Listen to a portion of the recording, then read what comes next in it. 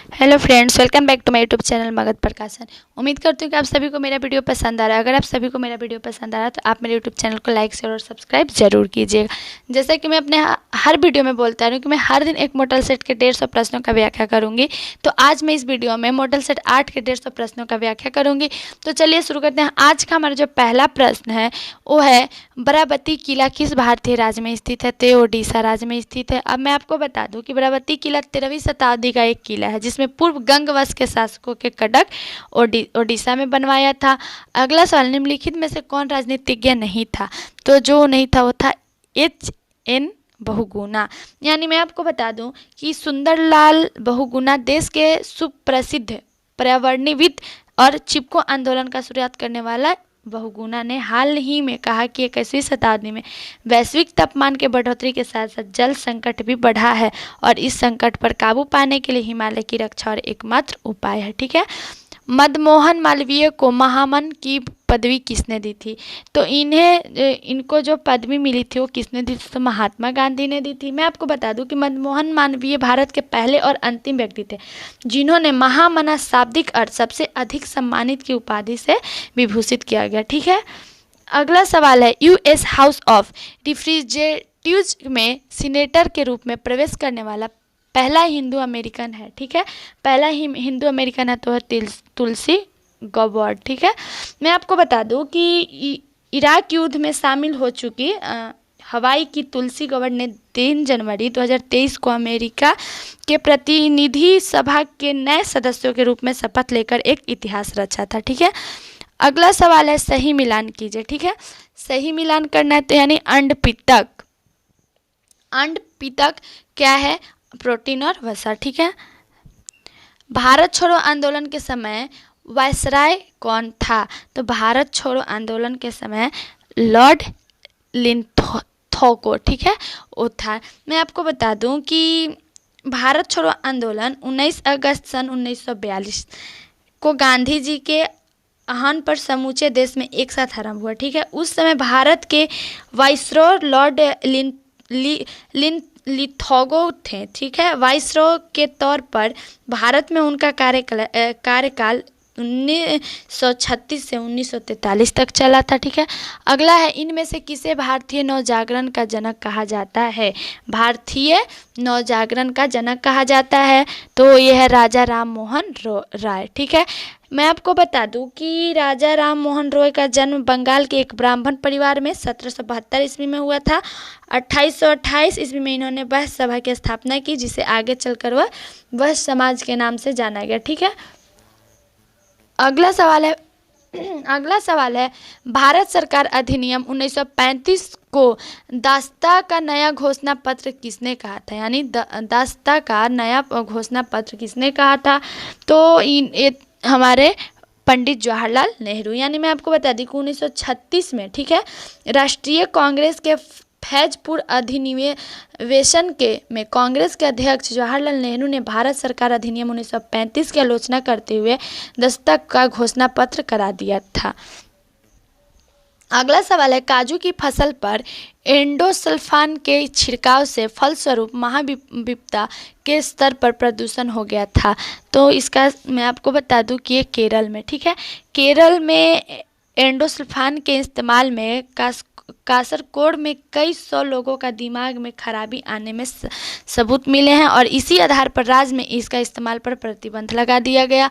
अगला सवाल है, फंक्शनल प्रयोजी राजस्व से संबंधित है तो ये संबंधित है अब्बा पी लॉर्ड से। ठीक है।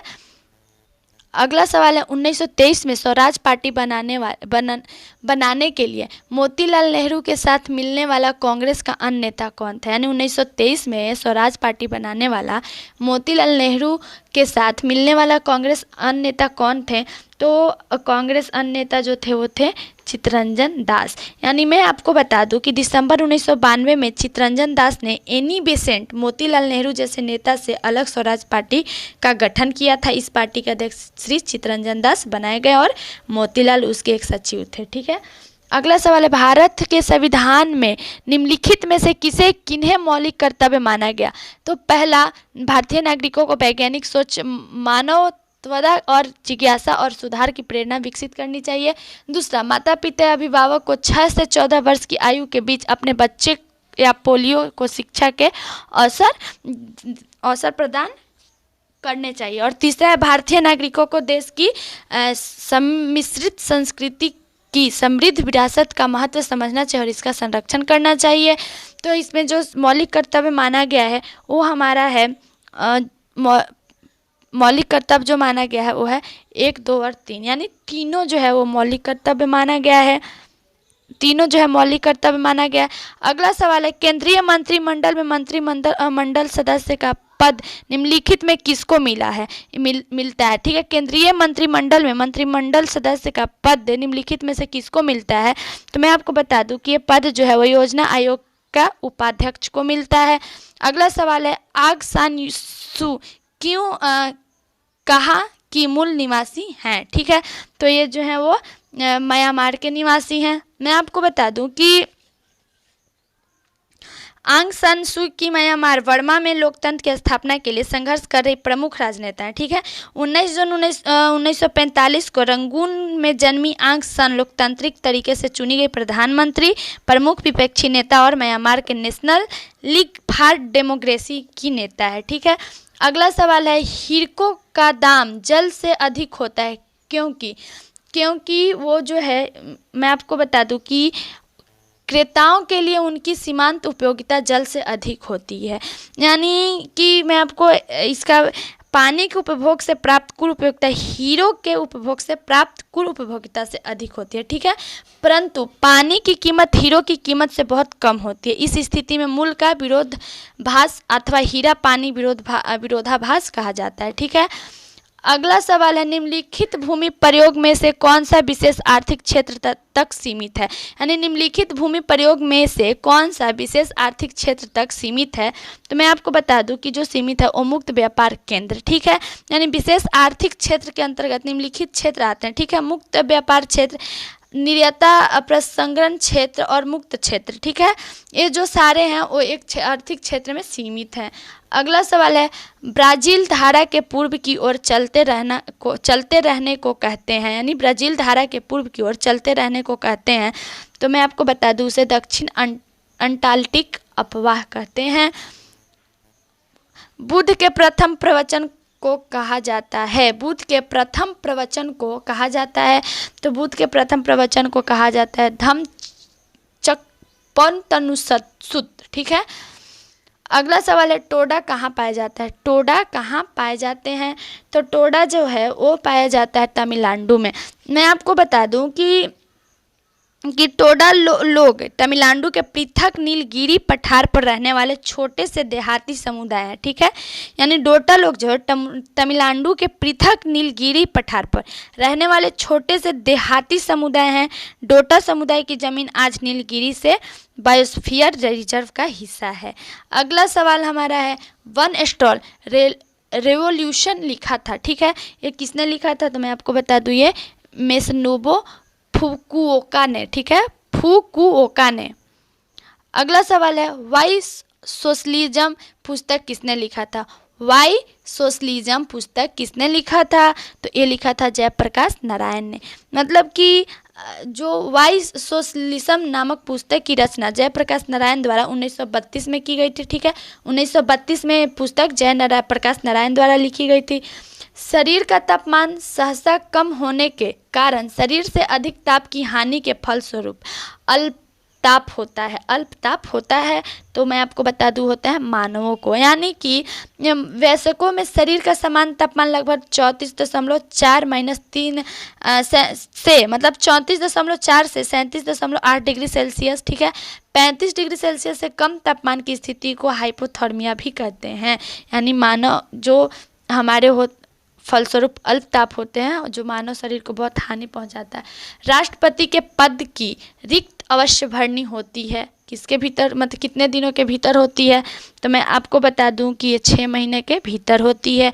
यानी कि संविधान के अनुच्छेद 62 के अनुसार राष्ट्रपति की मृत्यु, पद त्याग या पद से हट जाने या अन्य कारण से हुई उसकी पद की रिक्त को भरने के लिए निर्वाचन रिक्त होने का तारीख 6 महीने का होता है। 6 महीने के अंदर मतलब यहाँ पर जगह राष्ट्रपति की जगह पा सकते हैं। अनिवासी भारतीय NRI दिवस अंकित किया जाता है। तो ये है जो कब मनाया जाता है, तो मनाया जाता है हमारा 9 जनवरी को। यानी 9 जनवरी को प्रवासी भारतीय दिवस के रूप में मान्यता दी गई, क्योंकि इसी दिन 1915 में महात्मा गांधी दक्षिण अफ्रीका से लौटकर भारत और अत्यंत दुनिया भर के प्रवासी भारतीयों को औपनिवेशिक शासन के तहत लोगों के लिए और भारत के सफल स्वतंत्रता संघर्ष के लिए प्रेरणा बने। अगला सवाल है, मदनमोहन मालवीय ने दी हिंदुस्तान टाइम्स की अर्थव्यवस्था के लिए निम्नलिखित में से किस बैंक से ऋण लिया था। यानी मदनमोहन मालवीय ने दी हिंदुस्तान टाइम्स की अर्थव्यवस्था के लिए किस बैंक से ऋण लिया था। तो मैं आपको बता दूं कि उन्होंने पंजाब नेशनल बैंक से ऋण लिया था। यानी पंडित मदनमोहन सिंह मालवीय ने हिंदुस्तान के टाइम्स का अधिकरण करने के लिए लाजपत राय और MR जयकर से राष्ट्रवादी की सहायता से पंजाब नेशनल बैंक से 50,000 रुपये का कर्ज लिया था। ठीक है, 50,000 का कर्ज लिया था। अगला सवाल हमारा है,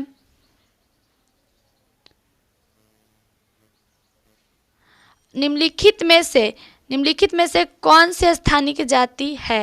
यानी निम्नलिखित में से कौन स्थानिक जाति है। तो मैं आपको बता दूं कि ये जो है हमारा धनेश हॉर्नबिल, यानी कि मलाबार ग्रे हॉर्नबिल पक्षी दक्षिण भारत के पश्चिमी घाट से संबद्ध पहाड़ियों की स्थानिक जाति है। ठीक है, स्थानिक जाति है। अगला सवाल है, चाहले मुझे आपका मत मिला या नहीं, मैंने आपको सुना है, मैंने आपसे सीखा है, आपने मुझे बेहतर राष्ट्रपति बनाया कहा था। चाहले मुझे आपका मत मिला या मतलब चाहले मुझे आपका मत मिला या नहीं, मैंने आपको सुना है, मैंने आपसे सीखा है, आपने मुझे बेहतर राष्ट्रपति बनाया है कहा था। यानी किसने कहा था। तो मैं आपको बता दूं कि ये जो है वो बराक ओबामा ने कहा था। यानी कि ये पंक्ति अमेरिका के राष्ट्रपति बराक ओबामा की है। जब वो लगातार दूसरी बार अमेरिका के राष्ट्रपति निर्वाचित हुए तो ओबामा ने यह कहकर अपने देश को विभाजित एकता की गुहार लगाई थी। ठीक है, अगला सवाल है, वह कौन सा राज्य है जिसकी उत्तर प्रदेश के साथ साझा सीमा नहीं है। यानी वह कौन सा राज्य है जिसकी उत्तर प्रदेश से साझा सीमा नहीं है। तो मैं आपको बता दूं कि ये जो है वो हमारा पंजाब, यानी कि पंजाब राज्य के साथ उत्तर प्रदेश की सीमा साझा नहीं होती है। अगला है, कर्क रेखा कहाँ से होकर नहीं जाती। कर्क रेखा कहाँ से, तो ओडिशा से। यानी मैं आपको बता दूं कि भारत के कर्क रेखा राज्यों यानी गुजरात, राजस्थान, मध्य प्रदेश, छत्तीसगढ़, झारखंड, पश्चिम बंगाल, त्रिपुरा तथा मिजोरम से होकर गुजरती है, पर ये ओडिशा से नहीं होकर गुजरती है। ठीक है, अगला सवाल है, बकिंघम पैलेस कहाँ है। ठीक है, तो ये पैलेस कहाँ है, तो मैं आपको बता दूं कि ये पैलेस लंदन में है। यानी कि बकिंघम पैलेस ब्रिटेन के शाही राजघराने के लंदन स्थित प्रमुख आवास एवं कार्यस्थल है। अगला सवाल है, बिहार में इंदिरा गांधी आयुर्विज्ञान संस्थान जिसे मेडिकल कॉलेज का दर्जा देने का निर्णय लिया गया स्थित है। बिहार में इंदिरा गांधी आयुर्विज्ञान संस्थान जिसे मेडिकल कॉलेज का दर्जा देने का निर्णय लिया गया वो कहाँ पर स्थित है। तो ये जो है वो हमारा स्थित है पटना में। यानी मैं आपको बता दूं कि यह पटना के राजा बाजार के तथा इंदिरा गांधी हृदय रोग संस्थान अशोक राजपथ में स्थित है। अगला सवाल है, लोकनायक के नाम से किसे जाना जाता है। लोकनायक के नाम से किसे जाना जाता है, तो जयप्रकाश नारायण को जाना जाता है। अगला सवाल है, पूर्व में विस्तारित वह कौन सी पर्वतीय श्रेणी है जो भारत और म्यांमार के बीच और भारत बांग्लादेश में है। यानी वो है हमारा उपयोग में से तीनों, यानी गारो, खासी और जैंतिया। ठीक है, मैं आपको बता दूं कि गारो, खासी और जैंतिया लुसाई ब्रह्मपुत्र घाटी के पूर्वी क्षेत्र के अंतर्गत आती है। यह भारत और म्यांमार के बीच भारत बांग्लादेश में है। अगला सवाल हमारा है, भारत की सबसे बड़ी खारे पानी की झील चिल्का झील है, यह निम्न में से किस राज्य में आती है। चिल्का झील जो है वो निम्न में से किस राज्य में आती है, तो ये ओडिशा राज्य में आती है।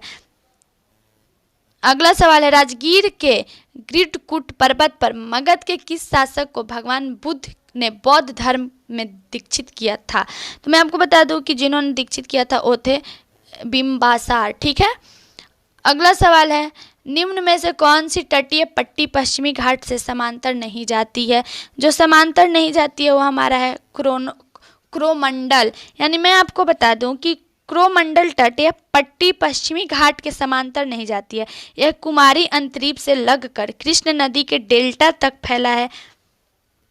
अगला सवाल हमारा है, वह नदी जो क्रोमंडल तट पर डेल्टा के निर्माण नहीं करती है, यानी वह नदी जो क्रोमंडल पर डेल्टा का निर्माण नहीं करती है, तो मैं आपको बता दूं कि वो हमारा जो है नर्मदा, यानी कि नर्मदा नदी क्रोमंडल तट पर डेल्टा का निर्माण नहीं करती है। नर्मदा नदी जो है अमरकंटक से निकलती है और अरब सागर में जाकर गिरती है। ठीक है, अगला सवाल है, निम्न में से कौन सा भारत का जौ रिजर्व नहीं है। ठीक है, निम्न में से कौन सा भारत का जौ रिजर्व नहीं है, तो मैं आपको बता दूं कि जो जौ रिजर्व नहीं है वो है कोंगन। ठीक है, कोंगन।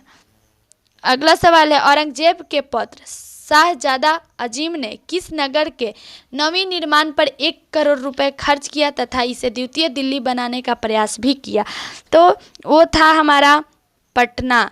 यानी मैं आपको बता दूं कि औरंगजेब के पुत्र शाहजादा अजीम ने पटना नगर के नवनिर्माण पर 1 करोड़ रुपए खर्च किया, उसे पटना के द्वितीय दिल्ली बनाने का भी प्रयास किया। इसका उल्लेख ईरानी यात्री मुल्ला बहबाहानी ने किया।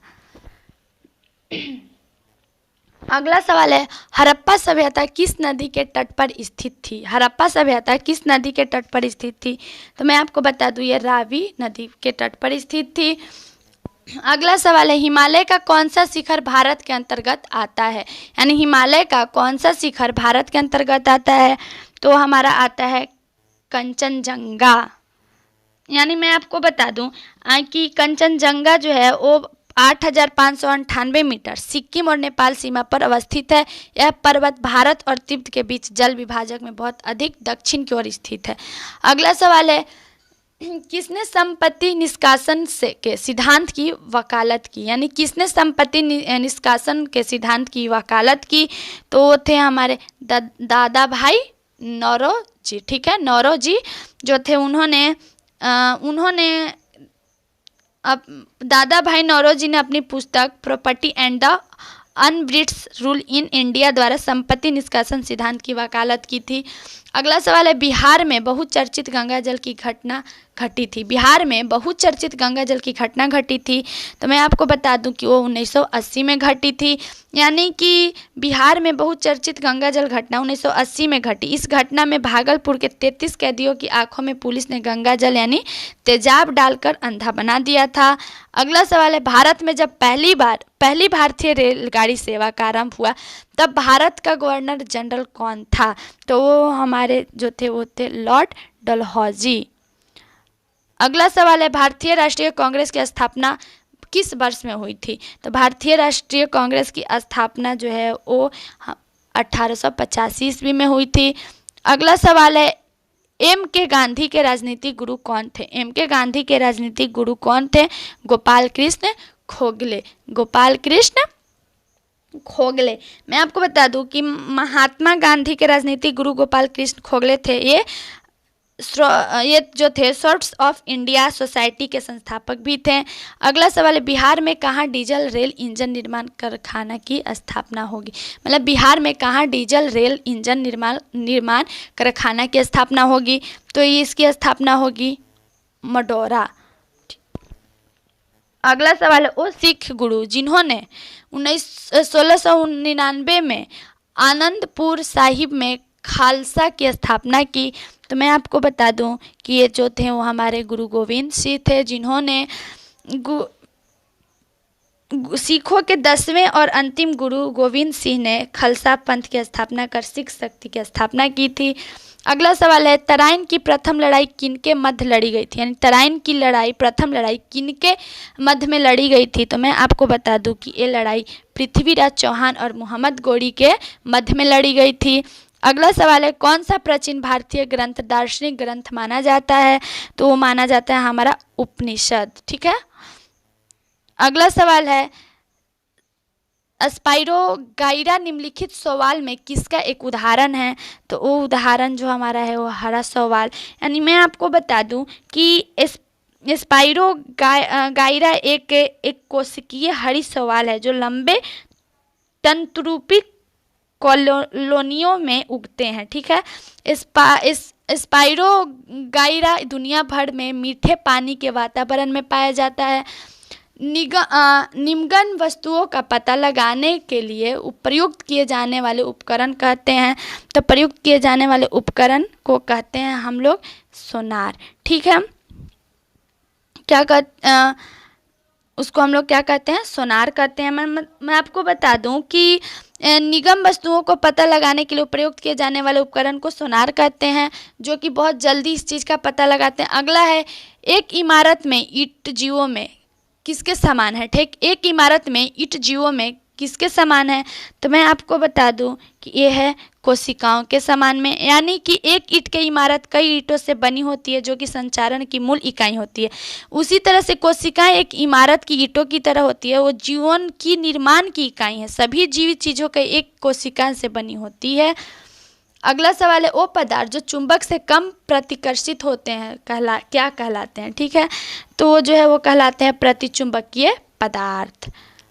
अगला सवाल है, यदि कोशिका को किसी विलयन में रखा जाता है तथा निवाल प्रभाव यह है कि कोशिका फूलने लगती है, तब वह विलयन किस चीज़ में होती है। तो ये जो है वो होती है हाइपोटोनिक विलयन।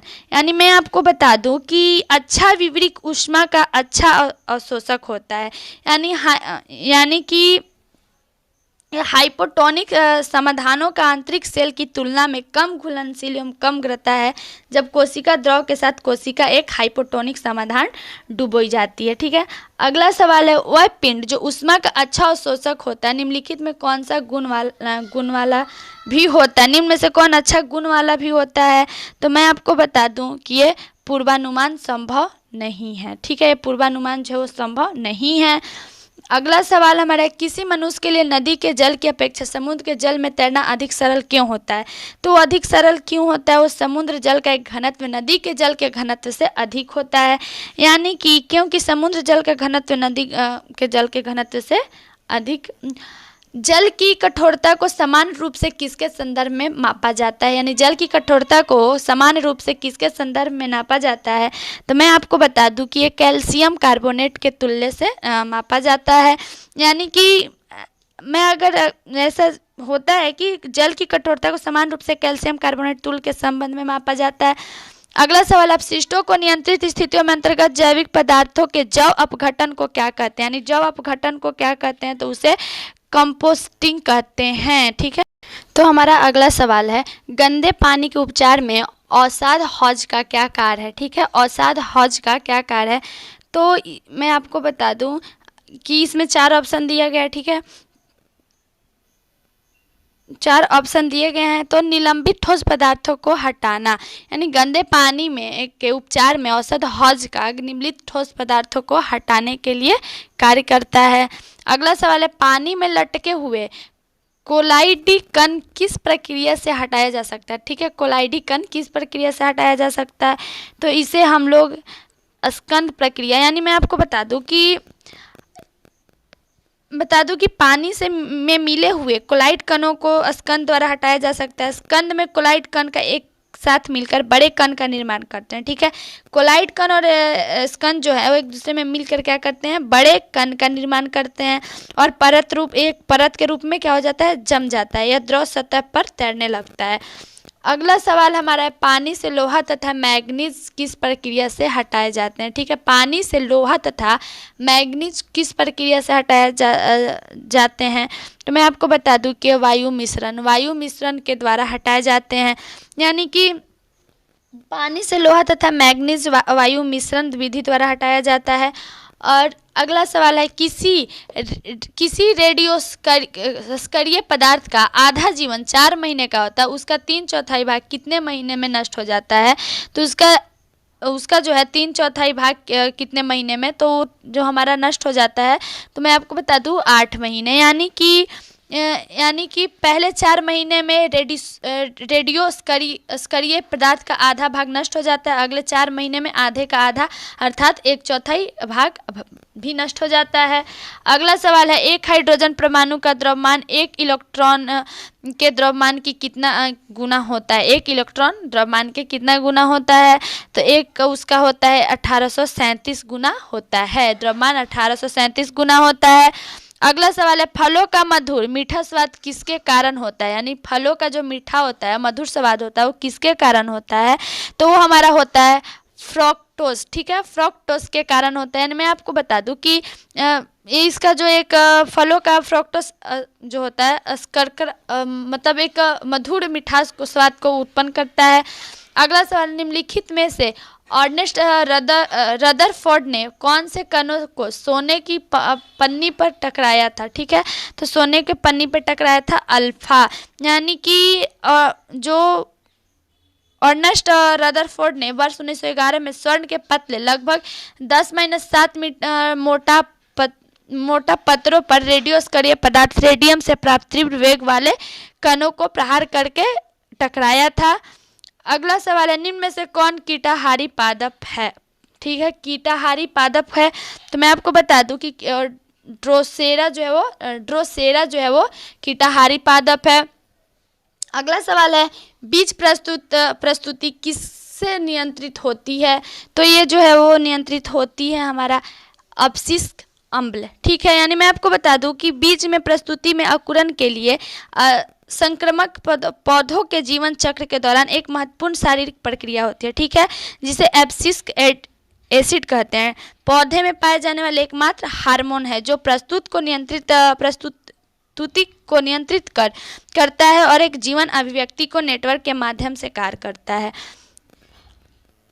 अगला सवाल हमारा है द्विबीजीय पत्रियों में परागकण में होते हैं। ठीक है, तो क्या होते हैं मैं आपको बता दूं, तो होते हैं 3 जनन छिद्र। 3 जनन छिद्र यानी बीज के अंदर 1 या 2 दल होते हैं। इस आधार पर इन्हें एक बीज पत्री और द्विबीजपत्री वर्गों में विभाजित करते हैं। द्विबीजपत्री में सपूस पौधे जिनके बीच के 2 बीज पत्र होते हैं और चना मटर सेम इस तरह से बहुत सारे ऐसे पौधे हैं जिसमें 3 जन से ज़्यादा मतलब अधिक। अगला सवाल है अमरबेल कस्कुटा क्या है। अमरबेल कस्कुटा क्या है, तो मैं आपको बता दूं कि यह है परजीवी। अगला सवाल है पादप जल संबंधों में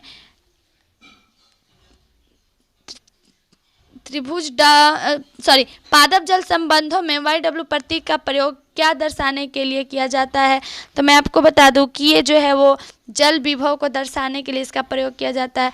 4 किलोग्राम द्रव्यमान वाली किसी वस्तु पर बल लगाने से उसका वेग 5 सेकंड में 15 मीटर से सेंटीमीटर से अधिक 25 मीटर से हो जाता है। लगाए गए बल की गणना n में करें। ठीक है, लगाए गए बल की गणना क्या करना है, हमें n में करना है, तो ये हमारा होगा 8। ये हमारा जो होगा यानी न्यूटन के गति के द्वितीय नियम के अनुसार किसी भी पिंड के संवेग परिवर्तन के दर लगाए गए बल के समानुपाती होते हैं। ठीक है, यानी न्यूटन के गति के द्वितीय नियम के अनुसार किसी भी पिंड के संवेग परिवर्तन पर दर लगाए गए बल के समानुपाती होते हैं और उसकी संवेग परिवर्तन की दिशा वही होती है जो बल की होती है, यानी F बराबर ma, जहाँ F अनुपयुक्त बल में m वस्तु पर द्रव्यमान यानी a मतलब इस तरह से जो होता है इस तरह को दर्शाता है, यानी 8n में दर्शाता है। सूर्य के ब्रह्मतम परत को कहते हैं, उसे हम लोग किरीट यानी कोरोना कहते हैं। अगला सवाल है OTEC का पूरा रूप है। OTEC का पूरा रूप है तो ओशन थर्मल एनर्जी कन्वर्शन। अगला सवाल है एक निवल कितने बीटों के बराबर होता है, तो एक निवल कितने बीटों के बराबर होता है, तो 4 बीटों के बराबर होता है। अगला इसका बराबर 2 + 6 बटा ब्रैकेट 3 + 1 बटा 2 इसका क्या करना है, किसके बराबर है, यानी इसको सॉल्व करना है किसके बराबर है। तो मैं आपको बता दूं कि ये जो हमारा है वो किसके बराबर है, तो ए बराबर है हमारा 2, यानी 2 के कैसे बराबर है, तो मैं आपको बता दूं कि 2 के कैसे बराबर है। तो इसको हम लोग पहले क्या करेंगे, सॉल्व करेंगे व्यंजक। ठीक है, यानी इसको सही से सॉल्व करेंगे। तो यहाँ पर है 2 + 6, थोड़ा सा स्पेस कम है, यानी पहले हम इसको लिखेंगे। ठीक है, पहले इस सवाल को हम लोग लिखेंगे, फिर इसको हम लोग इस तरह से सॉल्व करेंगे। इक्वल टू 2 + 6 बटा ब्रैकेट 3 + 1 बटा ब्रैकेट 2, ठीक 2 सिर्फ 2 ब्रैकेट 3। ठीक है, ब्रैकेट 3। ठीक है, माइनस इसी लाइन में -1/2 माइनस ब्रैकेट 3। ठीक है, यहाँ तक आप लोग समझ रहे होंगे। उसके बाद हम इसको लिखेंगे 2 + 2। ठीक है, 2 + 2 ब्रैकेट 3, 2 + 2 ब्रैकेट 3 प्लस, ठीक है, प्लस यहाँ पर ब्रैकेट में लिख देंगे 2 minus bracket 3 minus 2 minus bracket 3। ठीक है, बटा 2 प्लस ब्रैकेट 3 और 2, ठीक है, 2 माइनस ब्रैकेट 3, यहाँ पर 2 माइनस ब्रैकेट 3। ठीक है, ये हो गया यहाँ तक। अब इसके आगे हम लोग इसको लिखेंगे कि इक्वल टू, यहाँ पर हम लोग लिखेंगे इक्वल टू 2 + 2 ब्रैकेट 3, ठीक है, -2 ब्रैकेट 3 इक्वल टू 2। आ गया हमारा आंसर। अगला सवाल, इसका मान ज्ञात करना। ठीक है, इसका मान ज्ञात करना है। तो इसका मान हम लोग कैसे ज्ञात करेंगे? तो इसका मान हम लोग ज्ञात करेंगे, इसको पहले हम लोग लिखेंगे, उसके बाद हम लोग लिखेंगे 3। ठीक है, 3 ब्रैकेट इस तरह से लिखेंगे। ठीक है, 0.0, ठीक है, 0.0000729। ठीक है, थोड़ा सा जगह कम होने के वजह से इसे बनाना पड़ रहा है, पर आप लोग इसको समझिएगा। ठीक है, उसके बाद हम लोग लिखेंगे यहाँ पर ब्रैकेट 3। ठीक है, ब्रैकेट 3 ब्रैकेट 0.9 गुना, ठीक है, 0.9 गुना 0.09 गुना 0.09। ठीक है, 0.9। इसी तरह से यहाँ पर इसको 0.9 गुना 0.9। ठीक है, यहाँ तक हो गया। अब इसको हम लोग लिख देंगे equal to bracket 0.09 equal to, अब इसको हम लोग लिखेंगे, कि अब हम लोग लिखेंगे equal to 0.09 bracket equal to 0.3 गुना 0.3 इक्वल टू 0.3। ये हमारा इसका सही उत्तर हो गया। 2 नलियों P तथा Q एक टंकी को 20 मिनट में भर सकती है, उसी को P अकेले 30 मिनट में भर सकती है, तदनुसार Q अकेले उसे कितने समय में भर सकती है? यानी तो नल Q द्वारा 1 मिनट टंकी भरा गया। ठीक है, तो यहाँ पर हम लिखेंगे कि नल Q द्वारा 1 मिनट में भरी गई टंकी, तो 1/20 माइनस 1/30। ठीक है, 1/30 equal to 3 minus 2/60, 3 minus 2/60 equal to 1/60। ठीक है, यहाँ तक आप लोग समझ गए। यानी कि एक टंकी को कितना 20 मिनट और 30 मिनट में। ठीक है, हो गया। अब हमें इसमें क्या करना है कि Q अकेले कितने मिनट में इसको भर सकता है, कितने समय में भर सकता है। तो हम लोग यहाँ पर इसको लिखेंगे कि जो हमारा बचा समय है, यहाँ पर जो हमारा बचा समय है वो कितना है? 60। ठीक है, यानी 1/60, यानी अवशिष्ट समय 60 बचा। तो यहाँ पर वो 60 मिनट में क्या करेगा? भर लेगा उसको। जैसे कि मैंने अभी बताया, फिर से मैं इसको एक बार एक्सप्लेन कर दूं कि नल Q द्वारा 1 मिनट में टंकी भरी गई, तो 1/20 माइनस 1/30। ठीक है, equal to 3 minus 2/60 equal to 1/60। तो ये हमारा अवशिष्ट समय जो है वो 60 मिनट में भरेगा। क्यों? एक कार्य 8 दिनों में पूरा कर सकता है, जिसे B 3 दिनों में नष्ट कर देता है। A ने वह कार्य जब 6 दिनों तक कर लिया, तो अंतिम 2 दिनों में B ने उसे नष्ट भी किया। तदनुसार A के शेष कार्य पूरा करने में कितने दिन लगे? ठीक है, तो A द्वारा 6 दिन में किया गया काम इक्वल टू, यहाँ पर लिखेंगे कि A द्वारा किया गया कार्य, A द्वारा 6 दिन में किया गया काम इक्वल टू 6/8 इक्वल टू 3/4। यानी 2 से इसको कट कर देंगे तो 3/4 हमारे यहाँ निकल के आ जाएगा। अब B द्वारा 2 दिन में नष्ट किया गया काम क्या है? B द्वारा 2 दिन में नष्ट किया गया काम इक्वल टू हम लोग लिखेंगे 2/3। 3, ठीक है, 2/3, यानी इसको हम लोग p द्वारा 2 दिन में नष्ट किए गए काम, तो 2/3। अब शेष काम जो हमारा बचा, अब शेष काम हमारा, तो हम लिखेंगे कि शेष काम इक्वल टू 3/4, 3/4 माइनस 2/3, ठीक है, 2/3 इक्वल टू 9 माइनस 8, 9 माइनस 8/12, यानी कि 1/12, ठीक है, 1/12। अब 11/12 भाग करने में ए द्वारा लिया गया समय, ठीक है, 11/12 करने पर, इसको समझिएगा आप लोग, 11/12 करने पर यहाँ पर हम लोग लिखेंगे कि 11/12 भाग करने पर ए द्वारा लिया गया समय, तो ए द्वारा लिया गया समय इक्वल टू ए द्वारा लिया गया समय, तो 11/12 गुना 8 इक्वल टू 22/3, यानी कि 22/3। तो इसको हम लोग 3 से डिवाइड कर देंगे तो हमारा क्या आ जाएगा, 7 गुना 1/3, यानी इसका सही उत्तर ये होगा। अगला है दो समबाहुभुजाओं की भुजों की भुजाओं की संख्या क्रमशः n-1 तथा n+2 है। उनके बृहद कोणों का अंतर 6 डिग्री है। तदनुसार n का मान ज्ञात करना है। यानी यहाँ पर n का मान ज्ञात करना है, तो मैं आपको आंसर बता रही हूँ, आप लोग इसको खुद से सॉल्व कीजिएगा। इसका होगा 13, ठीक है।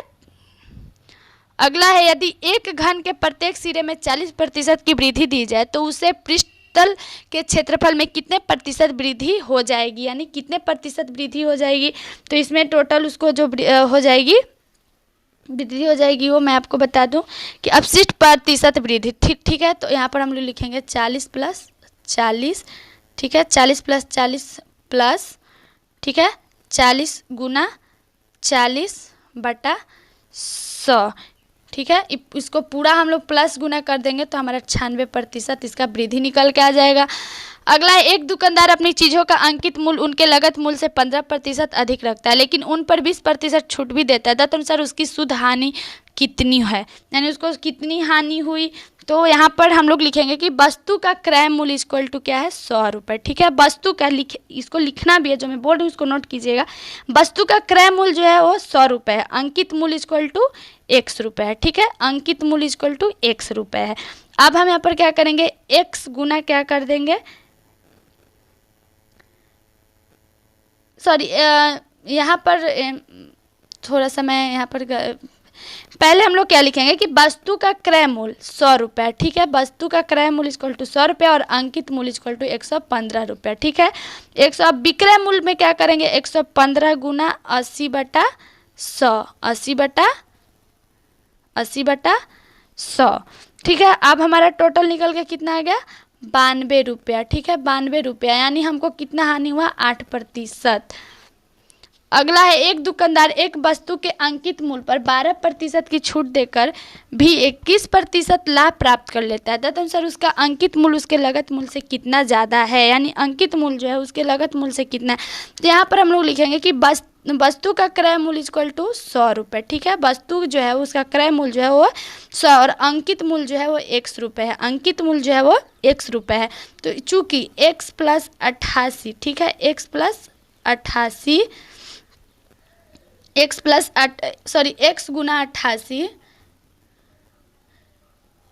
गुना 88/100, ठीक है, इक्वल टू कितना, यहाँ पर टोटल करने के बाद हमारा जो निकल के आया वो 121, ठीक है, इक्वल टू 121, ठीक है। 100 अब जो हमारा है x, तो हम लोग लिखेंगे x इक्वल टू 121 गुना 100/88, ठीक है, 100/88, टोटल हमारा निकल के आ जाएगा क्या, 137.5 रुपये, 137.5 रुपये। तो अपशिष्ट मतलब जो इसका कर मूल्य जो हो जाएगा, यानी 135 रुपये, 137/5 यहाँ कर देंगे, काटने के बाद हमारा जो आएगा 37.5, इसका मूल्य लगत मूल्य से इतना ज़्यादा आएगा। अगला सवाल है 10,000 रुपये लागत की एक वस्तु पर 50% की एक मात्र छूट उस पर 40% तथा 10% की दो क्रमिक छूटों से कितनी बेहतर है, यानी वो कितनी बेहतर है। तो यहाँ पर इसको हम लोग जो बनाएंगे, यानी 40% एवं 10%, ठीक है, 40% और 10%, ठीक है। तो हम लोग एवं एक समतुल्य बटा जो है, तो इसको हम लोग लिखेंगे कि 40% एवं 10% का एक समतुल्य बटा इक्वल टू 40 + 10, ठीक है, 40 + 10 माइनस, एक मिनट मैं इसको सीधा लिखने की कोशिश करती हूँ। यहाँ पर हम लोग लिखेंगे कि 40, ठीक है, 40 एवं 10% की एक एकल समतल बटा इक्वल टू 40 + 10, 40 + 10, ठीक है, 40 + 10 माइनस, इसी लाइन में होगा, थोड़ा सा स्पेस कम है इसलिए मैं ऐसे, तो यहाँ पर हम लोग लिखेंगे माइनस 40 गुना 10 बटा 100, ठीक है, 10/100%। टोटल को गुना प्लस करने पर हमारा जो आएगा वो करेंगे, उसके बाद जो हमारा है 46% आ गया, ठीक है, 46%। अब हम इसको क्या करेंगे, प्रतिशत अंतर क्या है, 4% का, ठीक है, अंतर कितना हुआ 50 यहाँ पर बोल रहा है, लेकिन हम अंतर आया 46 पर, यानी 4% का अंतर, ठीक है, 4% का अंतर इक्वल टू बचत जो हमारा क्या है 10,000 रुपये, ठीक है, 10,000 रुपये, 10,000 रुपये पर 4, तो हम अब लिखेंगे 10,000 गुना 4/100, यानी टोटल हमारे कितना आ गया 400 रुपया। अगला सवाल है, 3 धनात्मक संख्याओं में पहली तथा दूसरी का अनुपात 8:9 है तथा दूसरी एवं तीसरी का 3:4 है। उनमें पहली तथा तीसरी का गुणनफल 2400 है। तदनुसार उन तीनों संख्याओं का योग कितना होगा, यानी तीनों संख्याओं का योग कितना होगा, तो तीनों संख्याओं का योग होगा 145। आप इसको निकालेंगे। तो हमारा अगला सवाल है, 2 अंकों वाली एक संख्या और उन अंकों के योग से प्राप्त संख्या का अनुपात 4:1 है। तदनुसार यदि उस संख्या का इकाई वाला अंक दहाई वाले अंक से 3 ज़्यादा हो तो संख्या कितनी है, यानी इसका जो सही उत्तर होगा वो होगा 36। 36 यानी कि 3 + 6 = 9, ठीक है, 3 + 6 = 9 और 6 - 3 = 3, ठीक है, 3। तो इसका जो हमारा 36 है उसका हम 36 = 9, यानी कि 4:1, यानी इसका सही विकल्प 36 होगा। अगला सवाल है, 738 रुपये में ABC में इस प्रकार वितरित किया गया है कि उनका अनुपात 2:3:4 है। तदनुसार उनमें से B का हिस्सा कितना है, यानी यहाँ पर B का हिस्सा हमें ज्ञात करना है कि B का हिस्सा कितना है। तो हम लोग लिखेंगे B का हिस्सा = 3/2 + 3 + 4 गुना 738, ठीक है। उसके बाद हम लोग लिखेंगे = 3/9 गुना 738 = 246 रुपये, ठीक है, 246 रुपये इसका सही आंसर होगा। अगला है 111 0.01 0.101 0.001 0.11 का औसत ज्ञात कीजिए। यहाँ पर इसका औसत ज्ञात करना है, तो इसको हम इस तरह से बनाएंगे 1.11, ठीक है, 1.111 प्लस 0.001 प्लस 0.101, ठीक है, प्लस 0.001 प्लस 0.11/5, ठीक है, बटा 5। यहाँ तक हो गया। अब इसमें हमें औसत ज्ञात करना है, तो टोटल प्लस करने पर हमारा जो आता है वो आएगा = 1.332, ठीक है, 1.332/5 = 0.26, यानी 2664, यानी 0.2664 इसका सही उत्तर। अगला है, 4 लड़कों तथा 3 लड़कियों ने औसतन 120 रुपये खर्च किए हैं। उनमें लड़कों ने यदि औसतन 150 औसतन 150 रुपये किए होते तो लड़कियों का औसतन खर्च कितना होता। तो इसमें इसको खर्च को निकालना है, यानी यहाँ पर सारा दिया हुआ है इसको।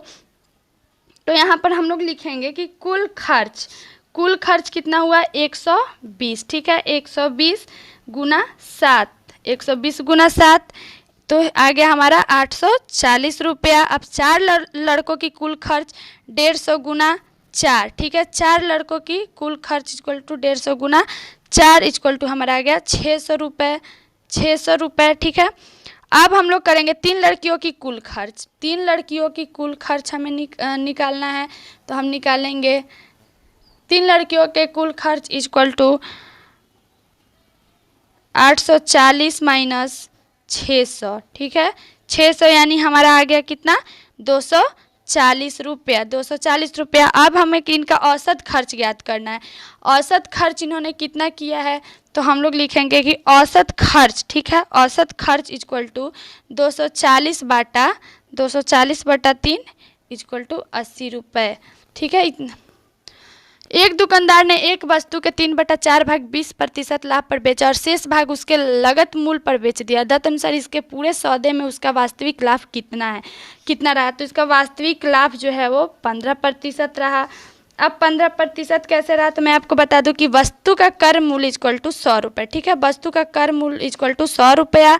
तो कुल विक्रय मूल्य, तो लिखेंगे कि कुल विक्रय मूल्य इक्वल टू 75 गुना 120, 75 गुना 120, ठीक है, बटा 100 प्लस 25, 100 प्लस 25 हमारा टोटल जो निकल गया हो गया 90 प्लस 25 इक्वल टू 115, 115। अब वास्तविक हमारा जो 115 आया तो उसका 115 बटा 100 गुना, मतलब इसको हम लोग प्रतिशत में 115 को प्रतिशत में बदल लेंगे तो हमारा 15% आंसर आ जाएगा। अगला सवाल है 21 चीज़ों के बेचने पर हुई हानि उनमें 3 चीज़ों के विक्रय मूल्य के बराबर है। तदनुसार वह हानि कितने प्रतिशत है। मतलब अभी लाभ के मैंने अभी ठीक दूसरे 2 क्वेश्चन पहले लाभ के बारे में, अब हानि के बारे में पूछ रहा है। तो जिस तरह से हम लोग लाभ निकालें उसी तरह से हानि निकालेंगे, बस थोड़ा सा उसका अंतर है। तो इसका सही उत्तर होगा, हमारा जो सही उत्तर होगा वो होगा हमारा ये, ठीक है। अगला सवाल है एक आदमी ने एक वस्तु 15% लाभ पर बेची। यदि उसने वही 10% कम कीमत पर खरीदी होती और 4 रुपये कम में बेची होती तो उसे 25% लाभ होता। तदनुसार उस वस्तु का लागत मूल्य कितना है। यानी यहाँ पर लागत मूल्य पूछ रहा है कि लागत मूल्य क्या है। तो वस्तु का क्रय मूल्य इक्वल टू x रुपये, ठीक है। 15% पर विक्रय मूल्य, ठीक है। 15% पर यहाँ पर 115x, ठीक है। 115x बटा 100, ठीक है। इसको मैं और अच्छे से अगर लिख दूँ तो 115x बटा 100 इक्वल टू 23x बटा 20, 23x बटा 20 हमारा इसका निकल गया। अब इसमें पूछ रहा है कि वस्तु के लागत मूल्य कितना होगा। तो वस्तु के लागत मूल्य को ज्ञात करने के लिए हमें करना है कि नया कर मूल्य जो होगा, इसका नया कर मूल्य जो होगा तो 90x, ठीक है। 90x बटा 100 रुपये। नया कर जो इसका ज्ञात हुआ वो हमारा हुआ 90x बटा 100 रुपये। अब नया विक्रय मूल्य इक्वल टू हम लोग लिखेंगे 90x बटा 100 गुना 125 बटा 100, ठीक है। टोटल हमारा क्या आ गया 9x बटा 8, 9x बटा, अब हमारा जो टोटल आ गया हो गया 9x बटा 8, ठीक है, रुपए। अब इसको हम लोग लिखेंगे चूँकि 23x बटा 20, ठीक है, माइनस 9x बटा 8, 9x माइनस इक्वल टू 4, ठीक है।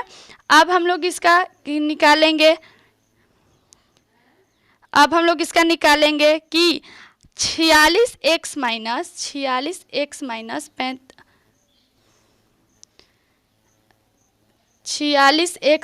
45x, ठीक है। यहाँ पर 45x है, ठीक है। 45x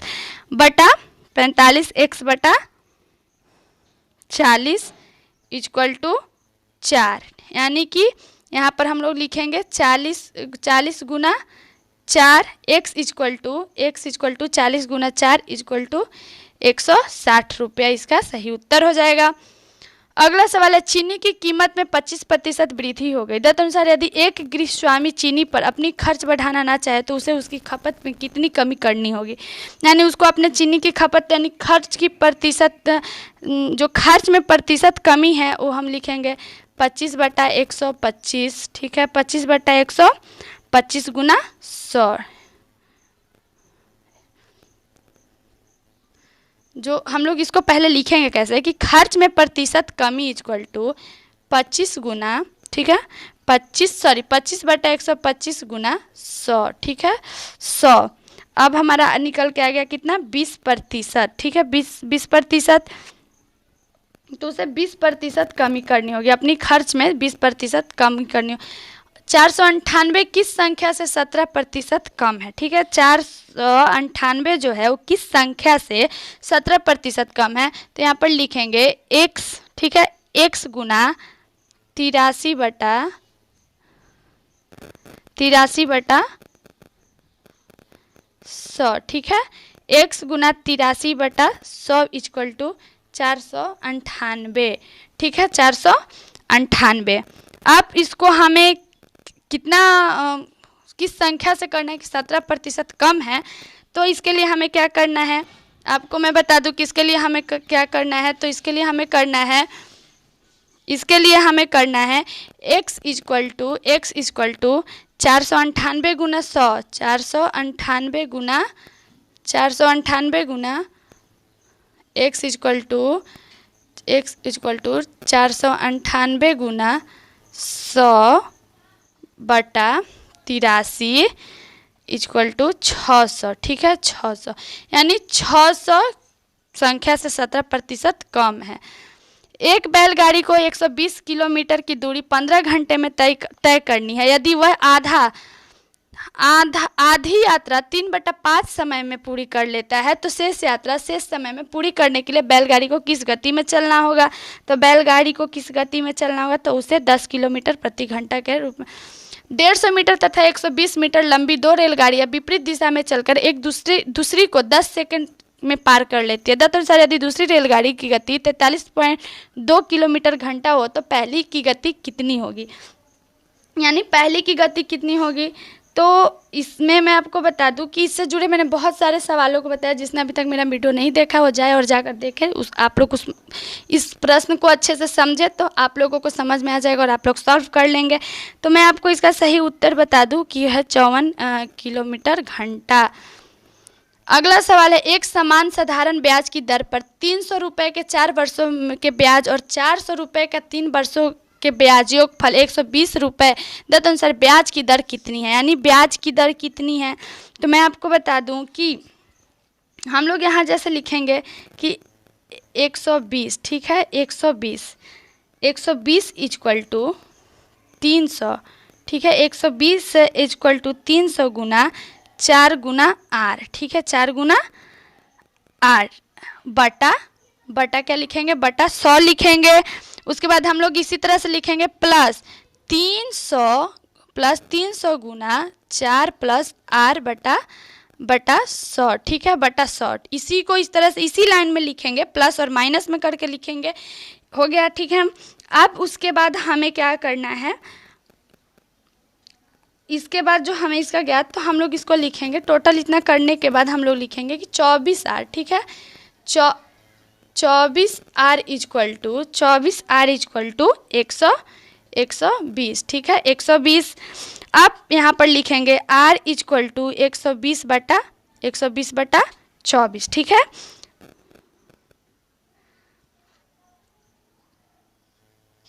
उसके बाद इसको सारे मतलब 120/24, तो हमें इसे काटने पड़े। यानी कि मैं आपको बता दूं कि 60 बटा कितना 12, 60/12 को फिर करेंगे तो 12×5 = 60 यानी 5% हमारा क्या है, इसका ब्याज दर है 5%।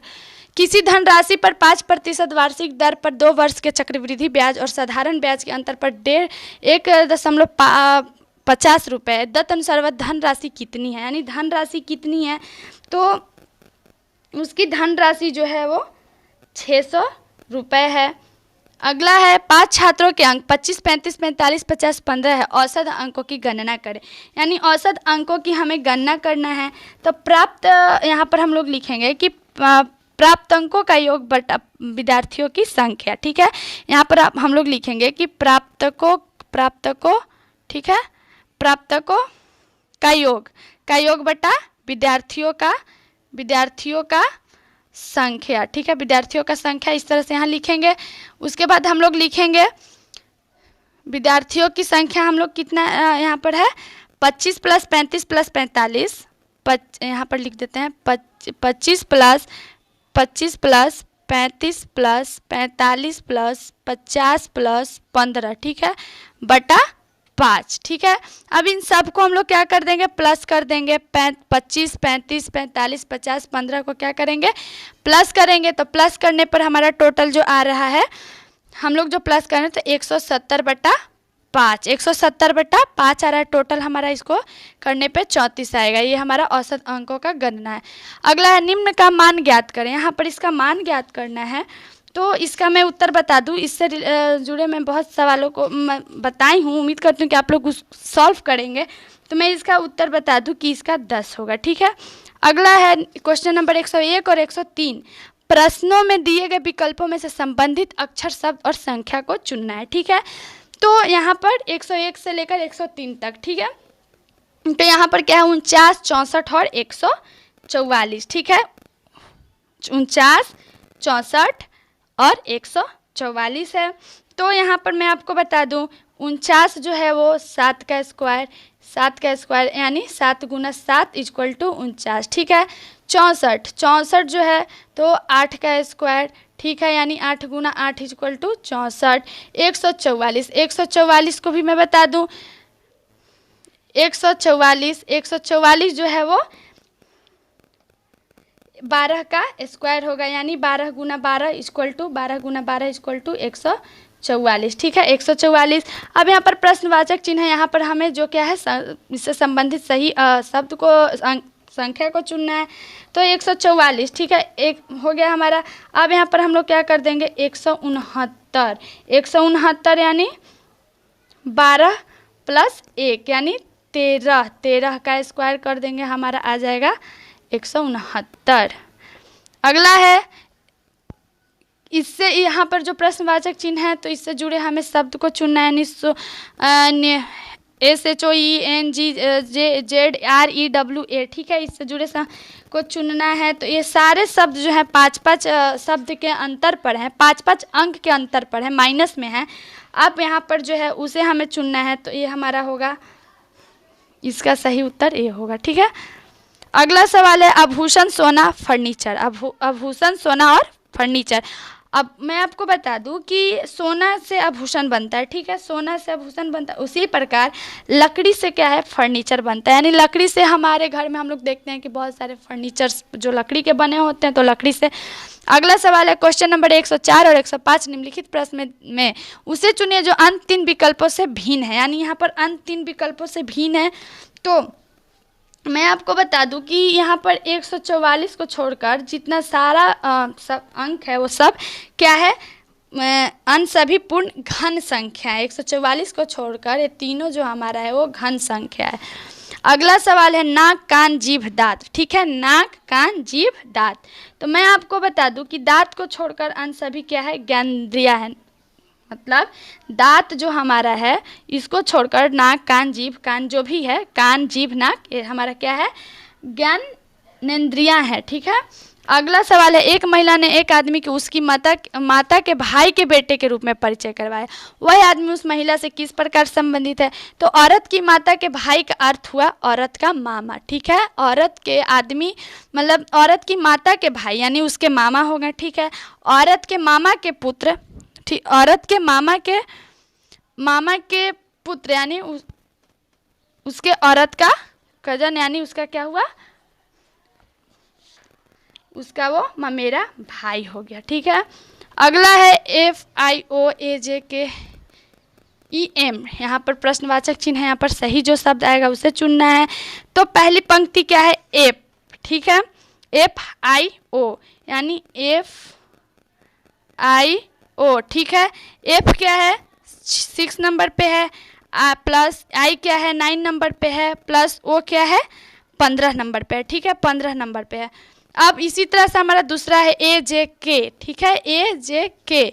तो ए क्या है, ए जो है पहले नंबर पे है, जे जो है वो 10 नंबर पे है, और के जो है वो 11 नंबर पे है। उसी तरह से EM। ठीक है, तो यहाँ पर मैं आपको बता दूँ EM, और जो यहाँ पर प्रश्नवाचक चिन्ह है वहाँ पर कौन सा शब्द होगा, तो EM। अब यहाँ पर जो शब्द आएगा वो हमारा आर होगा। आर कैसे होगा, तो ई जो है हमारा 5वें स्थान पे है, एम जो है 13वें स्थान पे है, और आर जो है वो 18वें स्थान पे है, यानी हमारा यहाँ पर सही उत्तर आर होगा। अगला सवाल है 11, 12। ठीक है, 11, 12, 1991 को पहला रविवार है, यानी 1 तारीख 12वां महीना 1991 को पहला रविवार है। ठीक है, दिसंबर में 1991 का चौथा मंगलवार कौन सा दिन होगा, यानी कौन सा दिन होगा, तो मैं आपको बता दूं कि ये हमारा होगा 24/12/1991। आप लोग 1991 के कैलेंडर में जाकर दिसंबर के चौथे मंगलवार को आएंगे तो आपको पता चल जाएगा। एक घड़ी में हमेशा होगी या होगा। ठीक है, एक घड़ी में हमेशा होगी या होगा बैटरी, अलार्म, संख्या या सुई।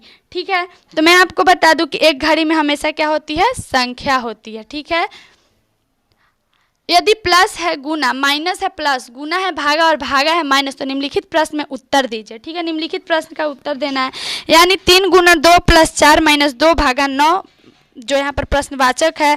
तो यहाँ पर हम लोग लिखेंगे, इसको इस तरह से लिखेंगे, उसके बाद लिखेंगे प्रश्नवाचक चिन्ह इक्वल टू 3 भागा 2। ठीक है, 3 भागा 2 गुना 4 प्लस 2, 4 प्लस 2 माइनस 9। ठीक है, अब यहाँ पर लिखेंगे प्रश्नवाचक चिन्ह इक्वल टू 3/2 गुना 4। ठीक है, 3/2 गुना 4 प्लस 2 माइनस 9।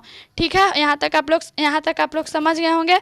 अब यहाँ पर जो प्रश्नवाचक चिन्ह है उसको हम लोग यहाँ पर लिखेंगे प्रश्नवाचक चिन्ह equal to 6 plus 2 minus 9 equal to -1, यानी ये हमारा होगा सही उत्तर।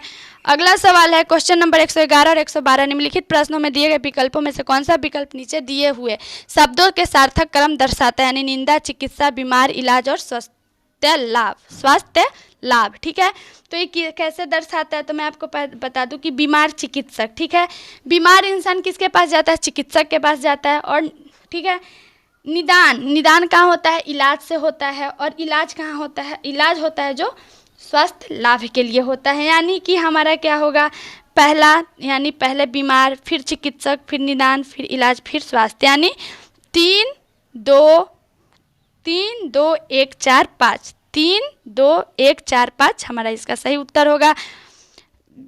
गंतव्य, टिकट खरीदना, चढ़ना, यात्रा योजना बनाना। ठीक है, ये हमारा 5 शब्द है।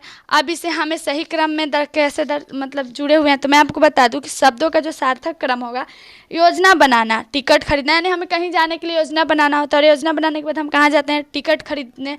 उसके बाद हमें टिकट खरीदने के बाद हम लोग चढ़ते हैं, चढ़ने के बाद क्या करते हैं, यात्रा करते हैं, और यात्रा के बाद क्या करते हैं, गंतव्य करते हैं। ठीक है, तो फिर से मैं आपको बता दूं कि पहले योजना बनती है, फिर टिकट खरीदाती है, फिर चढ़ना होता है, फिर यात्रा होती है, फिर गंतव्य होती है। ठीक है, तो पहले क्या होगा, 5 2। ठीक है, 5 2 3 4 1, 5 2 3 4 1, ये हमारा सही क्रम होगा। निम्नलिखित शब्दों में शब्दकोश में दिए गए क्रम के अनुसार लिखिए। ठीक है, क्रम के अनुसार लिखिए।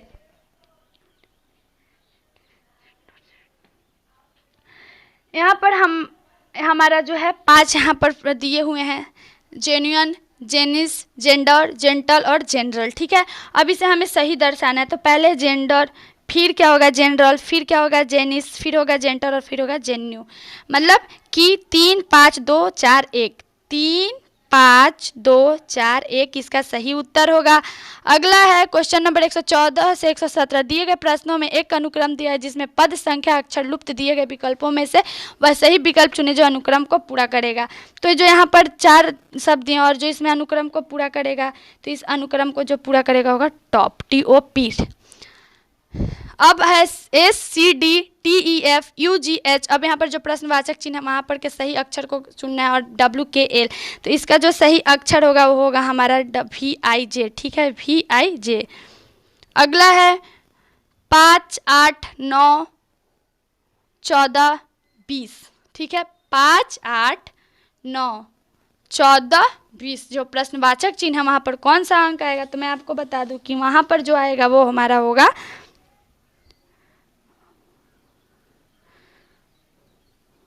होगा ये, ठीक है, 17। अगला सवाल है 34 63 22 18 12 45 53 24 प्रश्नवाचक, उसके बाद 36 26। तो यहाँ पर मैं आपको बता दूं कि 34 63 माइनस 1245, ठीक है, 34 63 माइनस 1245 करेंगे तो हमारा टोटल जो होगा वो आ जाएगा 2218। अब यहाँ पर 53 24 माइनस 36 26 को माइनस करेंगे तो हमारा टोटल कितना आ जाएगा 1698। ये हमारा सही उत्तर होगा। एक व्यक्ति की वर्तमान आयु उसकी माँ की आयु से 2/5 है। 8वें वर्ष बाद उसकी आयु उसकी माँ की आयु के आधी हो जाएगी। तदनुसार इस समय उसकी माँ की आयु कितनी है? तो इस समय उसकी माँ की आयु 40 वर्ष है। अगला सवाल है के बी से ज़्यादा सुंदर है, बी वाई के समान सुंदर नहीं है, जे बी या वाई के समान सुंदर नहीं है। तदनुसार सुंदरता की कोटि में सबसे निचले स्तर पर कौन है? तो सबसे निचले स्तर पर जो है वो जे है, क्योंकि जे जो है वो हमारा के जो है वो बी से क्या है, सुंदर है, ज़्यादा सुंदर है, और बी जो है वो वाई से, और बी और वाई जो है वो जे से, और के वाई जो है वो, तो इसलिए जे जो है वो सबसे निचले स्तर पर है। अगला सवाल है यदि माइनस चिन्ह भागा के लिए हो, प्लस चिन्ह गुना के लिए, भागा चिन्ह माइनस के लिए और गुना चिन्ह प्लस के लिए हो तो निम्नलिखित में से कौन सा एक सही है? यानी निम्नलिखित में से कौन सही है? तो निम्नलिखित में से जो हमारा सही है वो हमारा है 49 माइनस, यहाँ पर जैसे 49 माइनस 7 प्लस 3 भागा 5 गुना 8 इक्वल टू 24। अगला सवाल हमारा है रघु तथा बाबू जुड़वा है, बाबू की बहन रीमा है, रीमा का पति राजन है, रघु की माँ लक्ष्मी है, लक्ष्मी की पति राजेश है। तदनुसार राजेश का राजन से क्या रिश्ता है? यानी रघु तथा बाबू जुड़वा है, ठीक है, बाबू की बहन रीमा है, ठीक है, रीमा का पति राजन है, रघु की माँ लक्ष्मी है, लक्ष्मी का पति राजेश है। तदनुसार राजेश का राजन क्या लगेगा? तो राजन जो है राजेश का क्या लगेगा? तो मैं आपको बता दूं कि वो राजेश राजन का ससुर लगेगा, ठीक है। अगला सवाल हमारा है क्वेश्चन नंबर 122 और 123। निम्नलिखित विकल्पों में से सही शब्द चुनिए जो दिए गए शब्द के अक्षरों का प्रयोग करके नहीं बनाया गया है, यानी जो इस शब्द को इससे नहीं बनाया गया है। तो मैं आपको बता दूं कि ये जो है वो नंबर से नहीं बनाया गया, ठीक है। बाकी एम्बैरेस, रिमेम्बर और मेमोरियन, इन सब शब्दों से रिमेम्बरेंसेस बनाया गया है। अगला सवाल है एनिवर्सरी। एनिवर्सरी यानी किस शब्द से जोड़कर नहीं बनाया गया है? तो मैं आपको बता दूं कि एनिवर्सरी जो है वो व्यू शब्द से नहीं, जो यानी यर्न, ईयर और सेव, यानी एनिवर्सरी और व्यू जो है इसका कहीं लेना देना नहीं है इस शब्द से। अगला सवाल हमारा है यदि ड्रीम को कूट भाषा में 78026 लिखा जाता है तो चाइल्ड को 534147, तो लीडर को कूट भाषा में किस प्रकार लिखा जाएगा? यानी लीडर को कूट भाषा में किस प्रकार लिखा जाएगा? तो 102708 से लिखा जाएगा।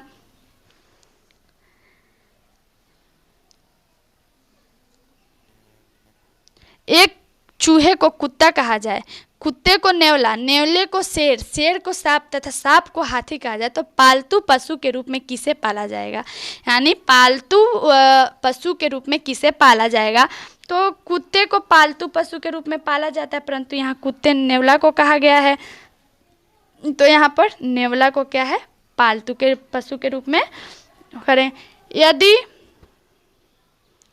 यदि मैड्रिस को डैम्सर लिखा जाए तो उसी कूट भाषा में मुंबई को क्या लिखा जाएगा? तो मुंबई को उसी कूट भाषा में हम लोग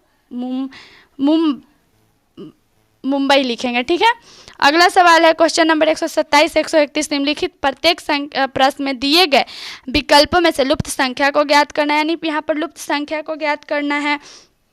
तो यहाँ पर 48, ठीक है, 48 82 44 77 40 72, यानी यहाँ पर 5 शब्दों का जो है वो माइनस है। यानी कि मैं आपको इसको बता दूं कि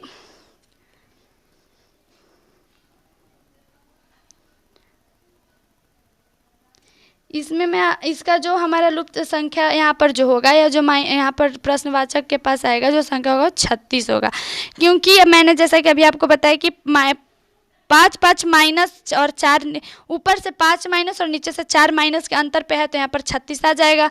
अगला सवाल है यदि 364 146 437 हो तो 574 641, यानी कि मैं आपको बता दूं कि 437 जो है 437 माइनस 364, ठीक है, 364 इक्वल टू हमारा कितना आ गया 146।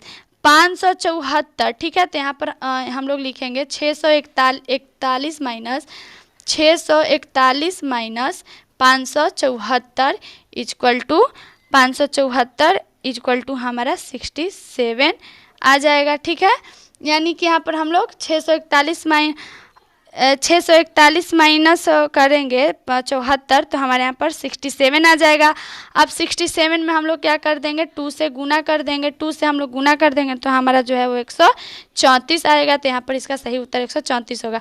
अगला है 7 8 10 13 17, ठीक है, तो यहाँ पर जो लुप्त संख्या वहाँ पर क्या होगा, तो मैं आपको बता दूं कि 7 में 1 को प्लस करेंगे, 7 में 1 को प्लस किए तो 8 आ गया। ठीक है, 7 प्लस 1 किए तो हमारा 8 आ गया। अब 8 प्लस 2 किए तो हमारा क्या आ गया 10 आ गया। 10 प्लस 3 किए तो हमारा क्या है 13 आ गया। और 13 प्लस 4 किए तो हमारा क्या है 17 आ गया।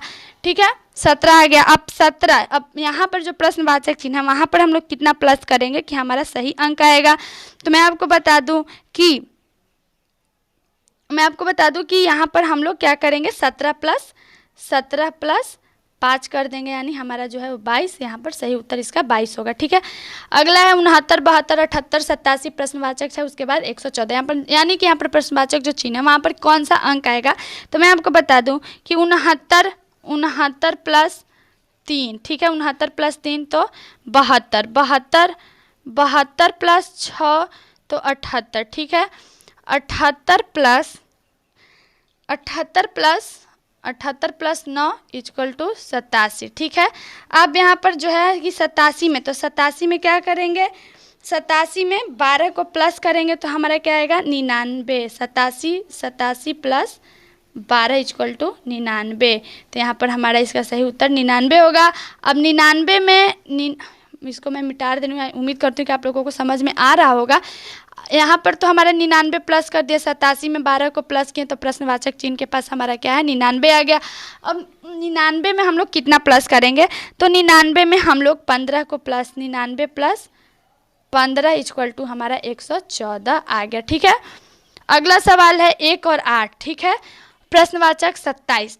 तो यहाँ पर किसको कैसे बनाएंगे, तो 1 इक्वल टू 1 का क्यू हो गया हमारा 1। ठीक है, 8 है तो 8 का यहाँ पर लिखेंगे 4, यहाँ पर लिख देंगे 2 का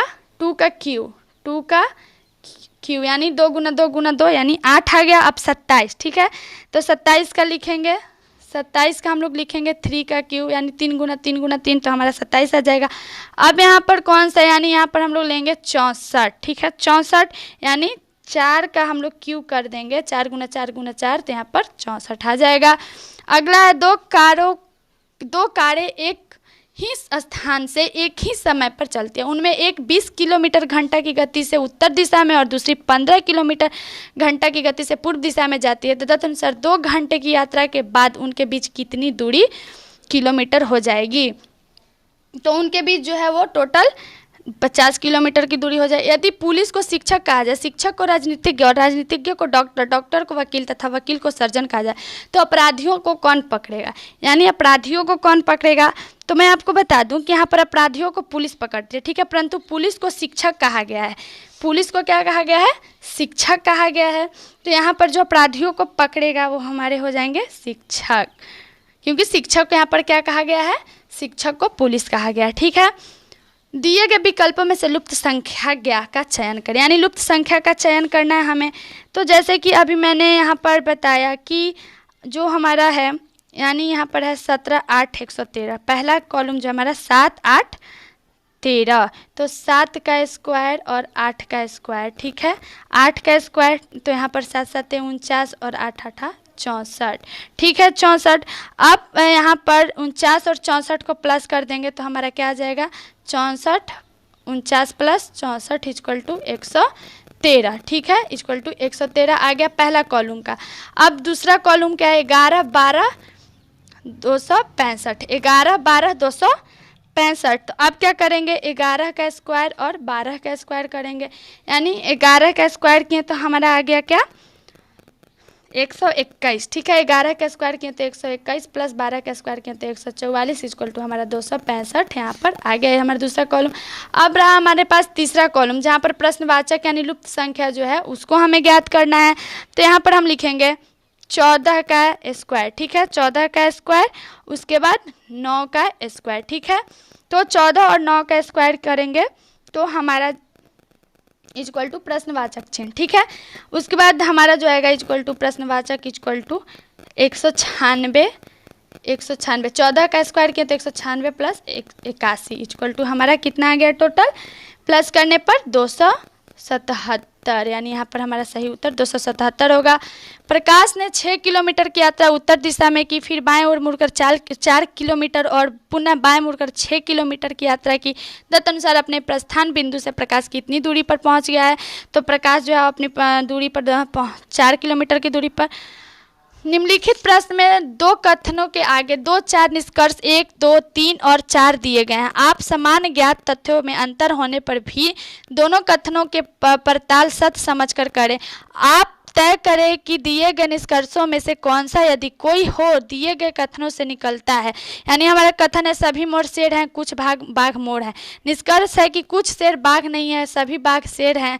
कुछ बाघ शेर हैं, सभी मोर बाघ है। तो इस जो हमारा निष्कर्ष है और कथन है, तो इसका सही जो होगा वो हमारा, इसका सही जो होगा हमारा, तो मैं आपको बता दूं कि इसका सही उत्तर जो होगा वो हमारा केवल 3 निष्कर्ष होगा, यानी कुछ बाघ शेर है, ठीक है। कथन कुट बसें चौपाहिया वाहन है, सभी चौपाहिया वाहन बैन है। निष्कर्ष है कुछ बैन बसें हैं और कुछ बसें बैन है, ठीक है। अब यहाँ पर इसमें हमें कथन है और निष्कर्ष में हमें सही चुनना है, तो इसका सही उत्तर हमारा होगा निष्कर्ष 1 और 2 दोनों निकलते हैं, यानी कुछ बैन बसें और कुछ बसें बैन है। एक निश्चित कूट भाषा में वेब को YZYV के रूप में कूटबद्ध किया जाता है, तो एसिड को किस कूट में किया जाएगा? तो एसिड को जो है वो एक ZXRW में किया। दिए गए विकल्पों में से लुप्त संख्या का ज्ञात संख्या का चयन करना है, यानी यहाँ पर जैसे कि मैंने अभी बहुत सारे सवाल बताए, तो इसका जो सही उत्तर होगा लुप्त संख्या का चयन में, इसका जो होगा वो 49 होगा, ठीक है। अगला सवाल है एक अनुक्रम दिया है जिसमें एक पद पर लुप्त है, दिए गए विकल्पों में से वह सही विकल्प चुनिए जो अनुक्रम को पूरा करे। यानी DFGJKMNQRT दिया हुआ, अब यहाँ पर सही विकल्प को चुनना है जो इस अनुक्रम को पूरा करे, तो इस अनुक्रम को UX जो है वो पूरा करेगा। दिए गए विकल्पों में से लुप्त संख्या का चयन ज्ञात कीजिए, यानी यहाँ पर फिर से लुप्त संख्या का चयन ही ज्ञात करना है, तो इसका सही उत्तर होगा 1, ठीक है। अगला सवाल है इस आकृति में घनों की संख्या कितनी है? इस आकृति में घनों की संख्या टोटल कितनी है?